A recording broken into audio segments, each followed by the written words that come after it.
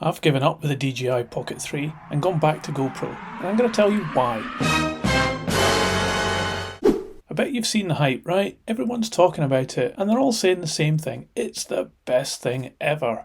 So yeah, okay, I bought one, and I was thinking this would be the answer to all my problems. Now, I'm not a tech reviewer and I'm not bothered about having the fanciest equipment. I'm maybe just the same as you, wanting something easy to use but also reliable and robust to give good results without the hassle. The GoPro was my camera of choice before, but it did have its challenges too. I'll come on to that later. But for now, we're off to Naples, where this was the first big test for the DJI Pocket 3.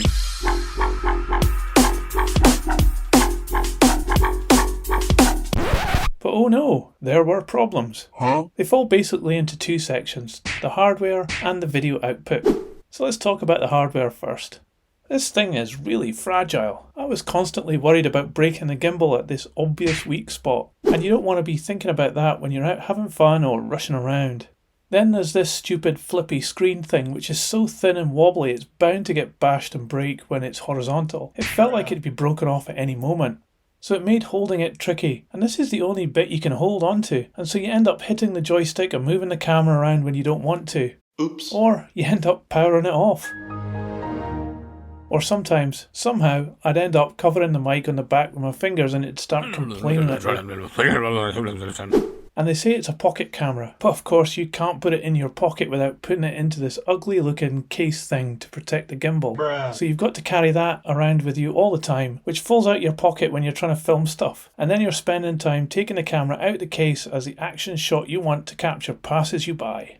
Quick, get the camera out. Okay, hold on. Oh, damn it. And worst of all, putting this thing in your trouser pocket makes you look pretty obscene too. Yikes.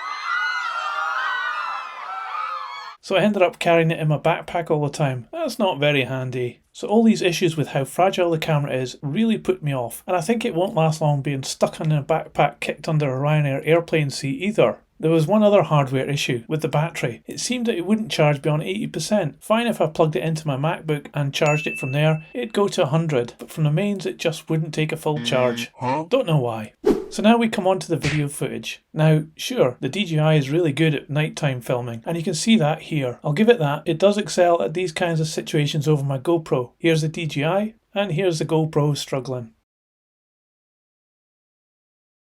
But I have 4 key things that spoil it for me with the DJI Pocket 3. Issue 1 is that when the DJI is filming in a straight line, it's okay, but as soon as you turn corners it seems to lag behind so much. It's like watching a drunk person walk around. It's constantly trying to catch up with you and the footage just looks like it has too much movement in my mind. Here's a couple of examples of that happening.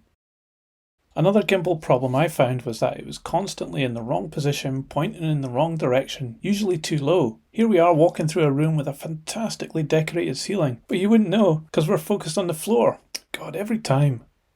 Issue 2 is the focus point. Here's some examples where this weird focus change thing happens, almost like it's focusing on the wrong thing and then snaps to focus on another thing. Here's a few more examples of this happening.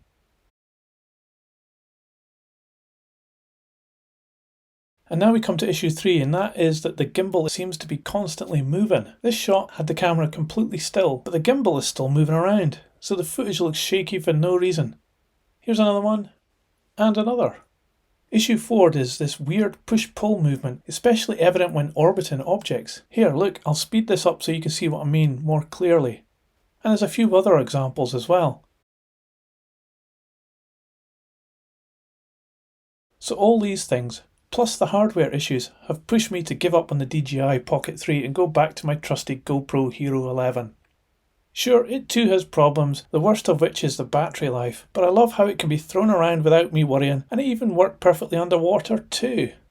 But wait, tourist, my uneducated fool, I hear you say, there's a wealth of settings you can play around with. Well, that might be true, but ease of use is my top priority. Remember I mentioned that earlier in the video?